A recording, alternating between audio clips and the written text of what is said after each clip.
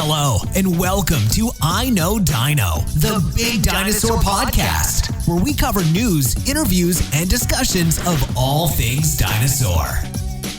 Hello and welcome to I Know Dino. I'm Garrett. And I'm Sabrina.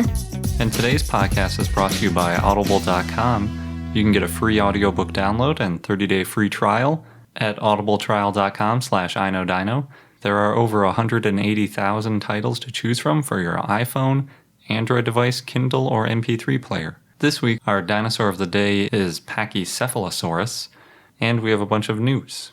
Before we get into that, I just want to say a big thanks to all of our Patreon supporters. If you enjoyed this podcast and want to help us keep it going, then please check out our page at patreon.com/iknowdino. Garrett just ordered a new batch of stickers, so they are ready and waiting once we hit our 200 a month mark. Yep, the stickers are pretty awesome. They're slightly larger than our previous stickers that none of you have seen. So first in the news, good news. Jurassic World The Exhibition is on the move from Melbourne and will be stopping at the Franklin Institute in Philadelphia this fall. If they could just come a few thousand miles closer to California, that'd be great. But anyway, it'll be on display from November 25th through April of next year. We've talked about this exhibit before and how you can pretend you're on Isla Nublar. Iwa? I don't know. Isla. It seems like Isla, because I think that's how you actually say it in Spanish, but in any event. And how you can pretend you're on Isla Nublar and interact with dinosaurs. So tickets go on sale September 10th, and we're really hoping that their next stop after this is California, or at least somewhere on the West Coast, but maybe we can make a trip out to Philly. Maybe.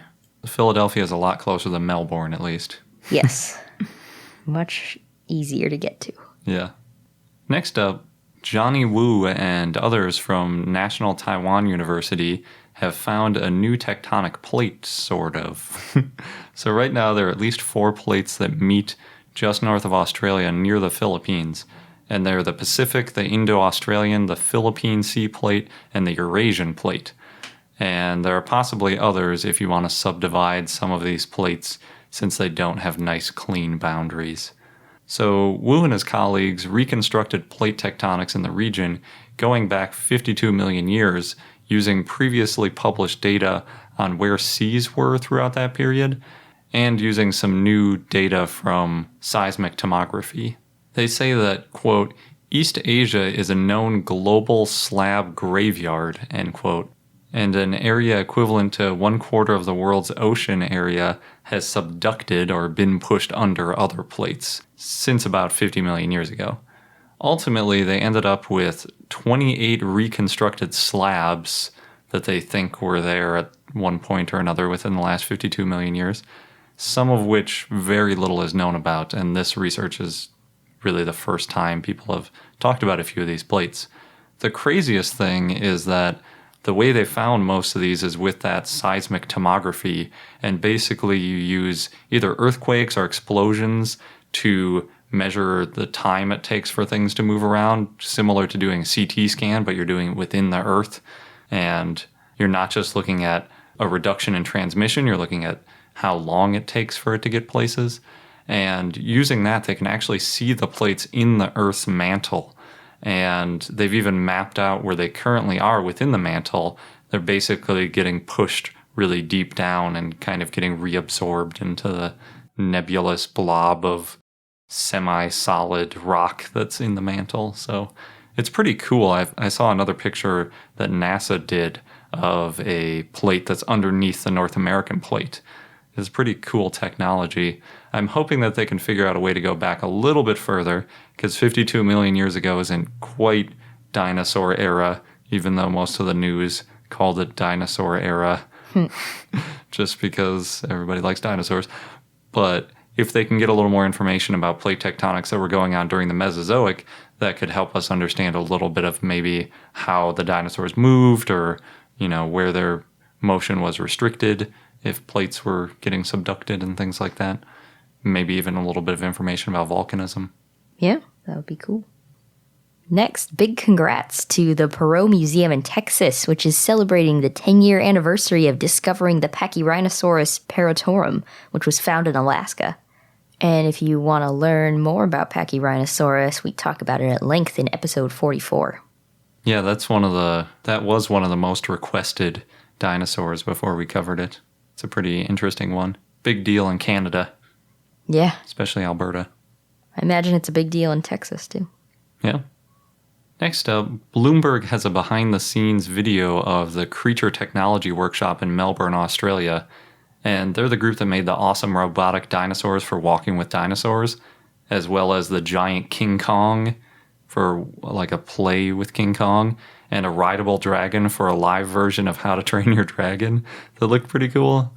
And they also made the giant stuffed animals for the Sochi Olympics. And they also made the Jurassic World, the exhibition. That's moving to Philadelphia. Yep. And with that, they created an Indominus Rex and a really neat Parasaurolophus that they show in the video, where compared with some other more simple animatronics that usually just kind of open their mouth and close their mouth and sometimes tilt their head a little bit or occasionally blink, this one can move its eyes, its nostrils, its neck, its arms, its legs, its mouth, really everything. And most of the things like their neck have several axes of rotation because they have really complex robotics and a hydraulic skeleton that's programmed to move realistically. And it takes them about a year to make just a single dinosaur. So, there's a lot that goes into it. In the video, they also hint that they have more robots in the works for secret upcoming projects. I've got my fingers crossed for more dinosaurs because they did such an amazing job with the Walking with Dinosaurs. Yeah, I think they hinted at an alien, though. It did sound like an alien, yeah. Could be cool. Maybe it's a dinosaur-like alien. Or a dinosaur from outer space. Yeah. Speaking of Jurassic World, there's a little bit more in the Jurassic World 2 rumor mill. Specifically, more rumors that there's going to be miniature dinosaurs that might be sold as pets, so that we might see more dinosaurs showing up on the mainland. Basically, the only time in any of the Jurassic Park movies that we saw dinosaurs not isolated on an island was the end of the second movie, where there was the T-Rex rampaging through San Diego. But other than that, it's always been a very isolated, Lost World-esque sort of like dinosaur habitat that people are visiting rather than dinosaurs and people coexisting. So that would be pretty cool. There's also supposed to be more genetically engineered military dinosaurs, probably from the dinosaur embryos that B.D. Wong or Henry Wu took off the island at the end of Jurassic World. And if you're into following film crews, I guess, they're supposed to be scouting for locations in Hawaii this November. So I guess they'll be shooting soon. And it's a good thing that they're going to get started on that because they already announced that the release is scheduled for June 22nd, 2018. Just approaching, less than 2 years out now. Yep. Takes a lot of time to do those special effects. Oh, yeah. Yeah, I wonder how many of the special effects they're already working on. Yeah, I don't know. Next, at an Oakland A's game, a group of fans dressed in dinosaur costumes and cheered on the team. And there were 4 of them. And there's a video, which we'll share on our blog, and it was posted by SB Nation, that shows that they're also posing for pictures and dancing. Pretty silly. Yep. And last, New York Mag reported on a British brand selling wearable dinosaur tails. And the magazine says, quote, "It can be the most unflattering thing in your closet," end quote. You can attach it to your waist with a clip-on belt, and it doesn't look terribly comfortable. You can't really sit with it on anyway. But it could at least be a less cumbersome dinosaur Halloween costume if you don't want to put on the full T-Rex suit and dance at an Oakland A's game. It retails for $40 and apparently is already sold out, at least the black version, but the green version is still in stock. And New York Mag also recommends purchasing a raptor costume for your pet if all else fails and the green version is out. Pretty silly. Yeah, it looks actually like a pretty decent costume idea. It's basically just a straight tail that sticks out. Maybe, what do you think, 3 feet behind you? Something like that? Yeah, something like that. It would be pretty cumbersome. When I was looking at it, I was thinking I'd be like knocking things off shelves Or if you were at a party or something, you'd be bashing into people constantly trying to turn around in doorways or hallways and things. But it's pretty cool. Pretty cheap for a decent-looking dinosaur tail. Before we get to the dinosaur of the day, we have another word from our sponsor, Audible, who is offering a free audiobook download with a 30-day free trial. We're getting ready for the upcoming Michael Crichton book, Dragon Teeth. And if you want to catch up on some of the Michael Crichton books, you can go to Audible and you can get Jurassic Park or The Lost World, or even some of his other awesome sci-fi books. Or you can get our book, What Happened to Brontosaurus, and you can get it for free by using our promo code. So to get your free audiobook today, go to audibletrial.com/iknowdino. Again, that's audibletrial, one word, .com/iknowdino for your free audiobook. Once you're there, you can search for any book, including our book or Michael Crichton's books or some of the other dinosaur books or non-dinosaur books that are there. They've got a really massive selection, so it's definitely worth checking out. Yep, it's Garrett's favorite way to read now. So now on to our dinosaur of the day, Pachycephalosaurus, which was a request from Cole via Patreon. And the name means thick-headed lizard. The type species is Pachycephalosaurus wyomingensis. Yeah, I'm surprised we hadn't done this one yet, now that we're in episode 93. There's a lot of dinosaurs to cover. There are. I would say this is one of the 10 most popular ones, though. Yeah, we haven't covered all of the most popular ones yet either. Working on it. It lived in the late Cretaceous in North America, in Montana, South Dakota, and Wyoming. It's known originally from a skull with a thick roof, and more complete fossils found after it was first described. Tylosteus, a dinosaur from western North America, is considered synonymous with Pachycephalosaurus. The first Pachycephalosaurus fossils may have been found in the early 1850s. So Ferdinand van de Veer Hayden found a bone fragment in either 1859 or 1860 in the Lance Formation in Montana, and Joseph Leidy described it in 1872, but thought it was part of an armadillo-like animal or part of the dermal armor of a reptile, and he called this Tylosteus. And then more than 100 years later, Donald Baird re-examined the bone and found it was part of the bone on the back of the skull of Pachycephalosaurus. So usually the name Tylosteus would remain because it was named before Pachycephalosaurus, but Baird petitioned to use Pachycephalosaurus instead of Tylosteus in 1985 because the name Tylosteus hadn't been used in more than 50 years and was based on undiagnostic materials. And I think we've talked about in other episodes these kind of cases where the more popular name ends up prevailing. Yeah, sometimes. Gets contentious, apparently. Yeah. But if you don't use a name for like 50 years, it's got a good chance of kind of disappearing. Mm-hmm. So Charles Gilmore named Pachycephalosaurus wyomingensis in 1931 based on a partial skull found in the Lance Formation in Wyoming. And Gilmore assigned it Trudon wyomingensis, but Charles Sternberg corrected this in 1945. It had teeth similar to Trudon, which is why it was classified as Trudon. Barnum Brown and Eric Marin Schleicher found more complete material and changed the name to Pachycephalosaurus in 1943, and they named two species, Grangeri, based on a skull from the Hell Creek Formation in Montana, and Reinheimeri, based on a dome from the Lance Formation in South Dakota. As of 1983, these species are considered synonyms of Pachycephalosaurus wyomingensis, though. Then Trudon's tooth was found to match Steinonychosaurus, which is a theropod very different to Pachycephalosaurids. So a new group was established called Pachycephalosauridae in 1974, so they wouldn't be grouped in Troodontidae. And Pachycephalosaurus was the next genus with seniority, which is why it was named Pachycephalosauridae. Two Pachycephalosauria most closely related to Pachycephalosaurus are Dracorex and Stygimoloch, which, depending on who you ask, may be junior forms of Pachycephalosaurus. And if you're feeling lumpy. Yes. So Stygimoloch was named in 1983 and Dracorex was named in 2006. And it's Dracorex Hogwartsia in honor of Harry Potter. In 2007, Jack Horner presented at the Society of Vertebrate Paleontology that Dracorex and Stygimoloch may have been juvenile Pachycephalosaurus instead of being their own genera, because the dome and the horns were not well developed. So Jack Horner and M.B. Goodwin published their findings in 2009, and they said that Pachycephalosaurus lost its spikes and grew domes as it matured.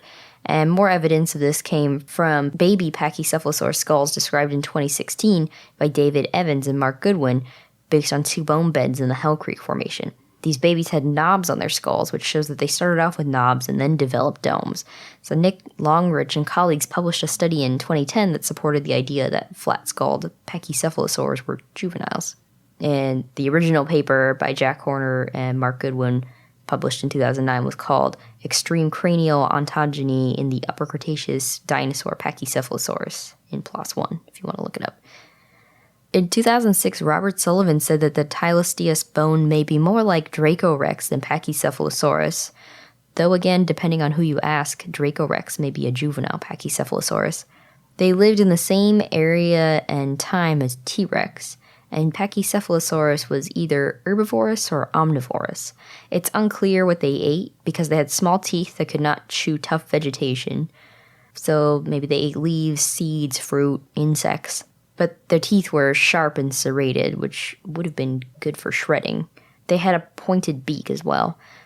Pachycephalosaurus was about 15 feet or 4.5 meters long and weighed 990 pounds or 450 kilograms, and was bipedal, with long hind limbs and small forelimbs. They had large eye sockets that faced forward, so they had good vision and probably binocular vision.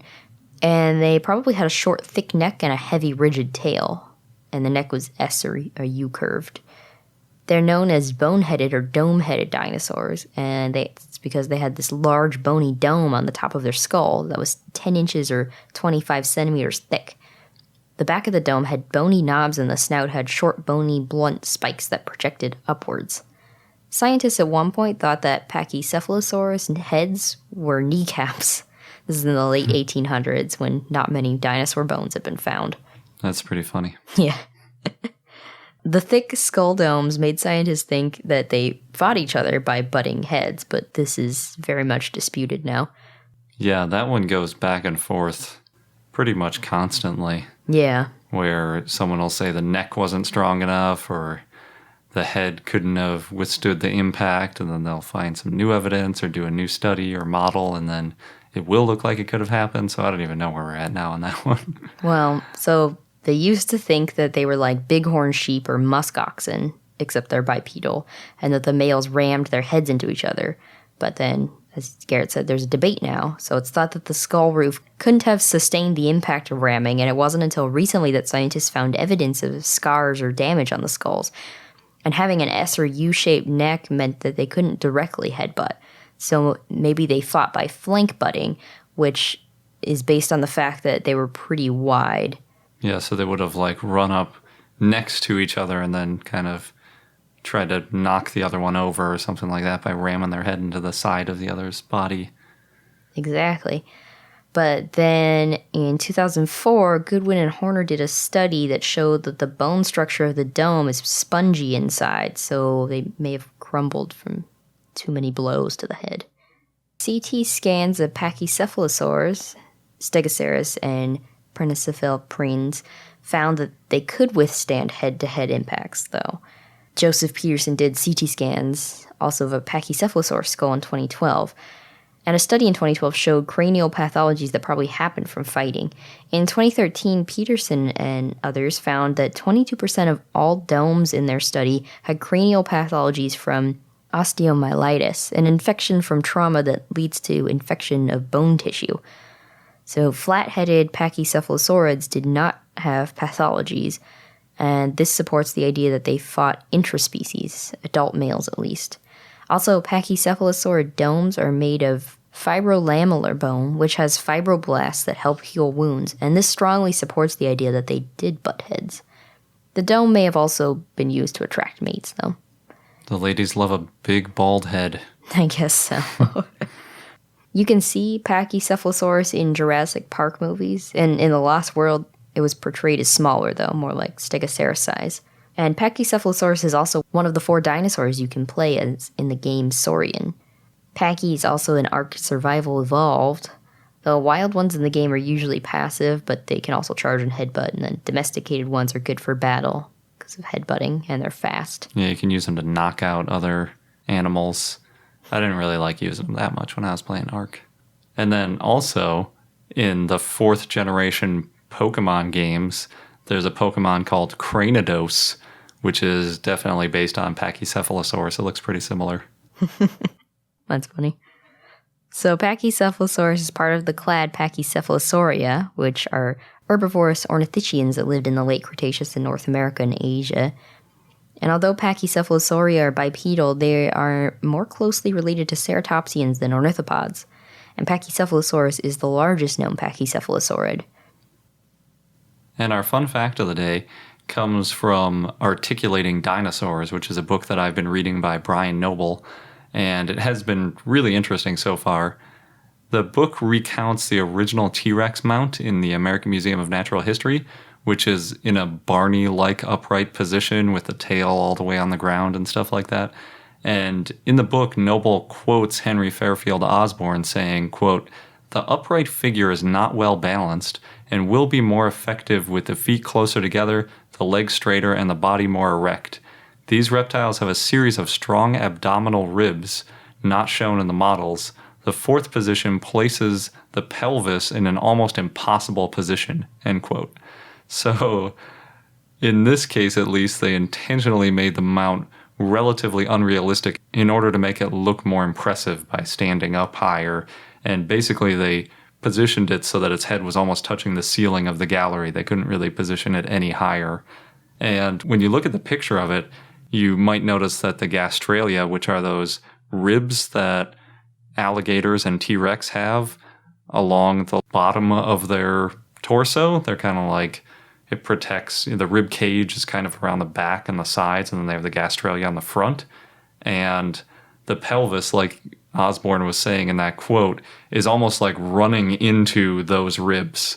So it would be like, you would have to get so squished up in order to get into that kind of a position.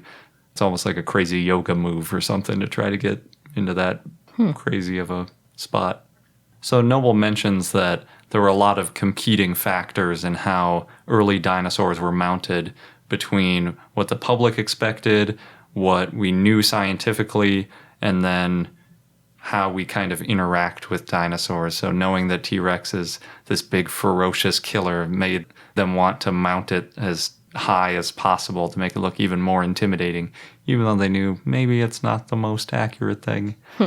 So pretty interesting. And that wraps up this episode of I Know Dino. Thanks for listening. And if you like learning about dinosaurs from Garrett and I, then please support us on Patreon at patreon.com/iknowdino, or we'd also appreciate any reviews on iTunes. Hint, hint. Until next time. Thank you for listening to I Know Dino. If you have any questions or comments about dinosaurs, we'd like to hear from you at plesiosaur@iknowdino.com. And for more information on dinosaurs, go to iknowdino.com or follow us on Google, Facebook, Tumblr, or Twitter at I Know Dino.